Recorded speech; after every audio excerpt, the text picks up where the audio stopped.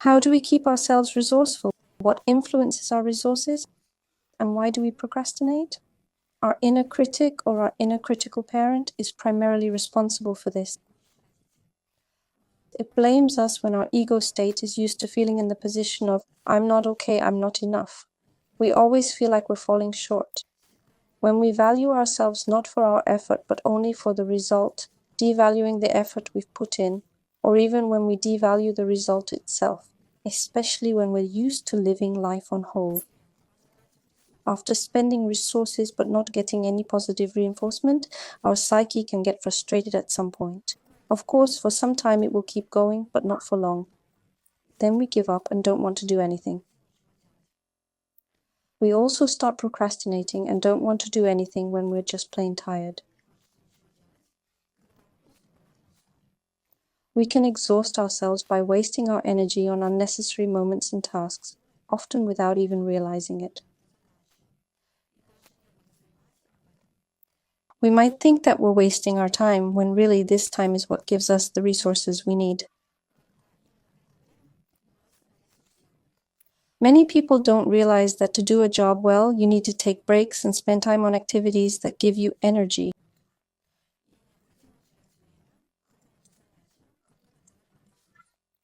What gives each person a boost can be totally different for everyone. For some, it's knowing they need to play sports or go running because without it, they can't focus or feel energized.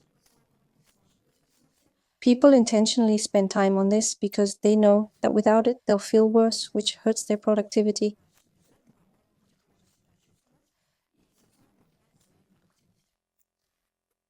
This personal time that fuels us might be confusing or even judged by others.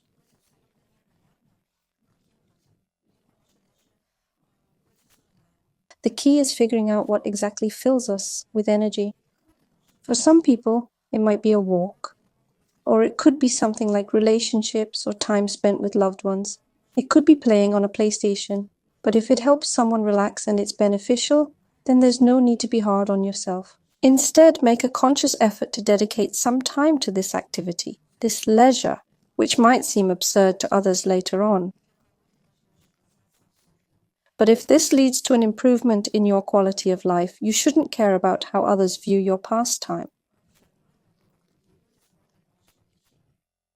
For some, it might also be self-healing in solitude where even loved ones aren't around. In other words, taking a break from loved ones is also perfectly normal.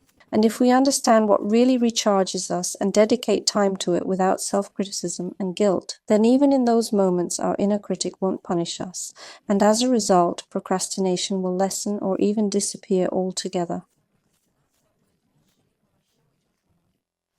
The expectation of our activities being evaluated also affects procrastination.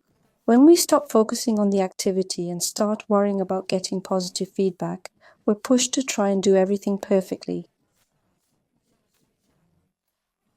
This really hits our inner energy and productivity levels hard. At that point, we're just worried about being judged and what others might think of us. These thoughts can really mess with how productive we are. So it's better to just keep our attention on the task itself, because, what people think isn't something we can control anyway. At that moment, we're just wasting our energy without any purpose. Plus, finding that sweet spot, the balance between a challenging task and your skills, plays a big part in how productive we are. If a task is too easy, it can get boring, and we might not use our full potential. And when something's too hard and feels impossible, it can also chip away at our productivity and lower our self-esteem. It's crucial to know if we can realistically tackle it or not. If a task feels overwhelming, start with something easier or break the task into stages and ease into it gradually. Multitasking. Multitasking affects our enthusiasm and productivity because it's really hard to stay focused on a lot of things at once. These days, there's a massive information flow, and it can take up to 15 minutes to really focus on something. All motivational books recommend turning off sounds, notifications, and setting devices to silent so nothing completely distracts you, letting you truly concentrate on what you want to do. If you're aiming for high productivity but have tons of small tasks, like writing to someone, replying, ordering groceries, or checking something, that's all going to be distracting. Even if you think it doesn't impact your main task or productivity, it absolutely does. Ordinary household chores, the little ones, if you keep thinking about them, you just lose focus and you might not get anything done. Control also gets in the way of our productivity. This control, stress, and anxiety arise from having no control. These days, when we don't have control over something, there's no stability. And in today's world, counting on stability is really tough. We try to control situations that we can't actually influence. And you have to understand, I can influence what I'll eat for breakfast, for example, but I can't change the weather or someone else's mood. I can manage how much time I spend on things and my income, but I can't fully control the final outcome.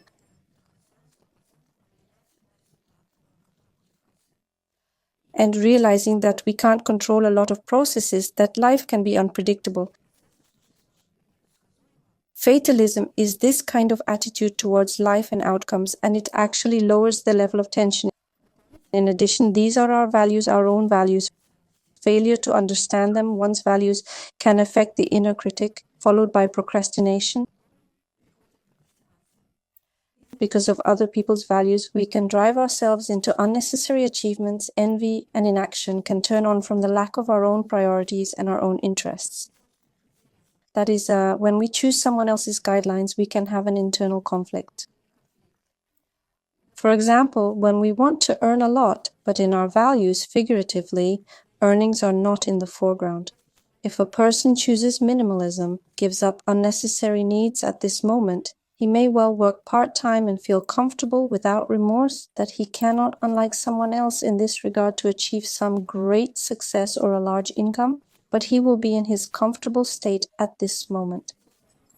When someone isn't struggling with personal conflict over their true values and their conscience or inner critic isn't bothering them at that moment, and they don't have any conflict and their conscience or critic isn't torturing them, life gets calmer and more settled. And then, on the other hand, there might even be a big boost of energy if you really understand your own actual values, not just the ones other people have imposed on you.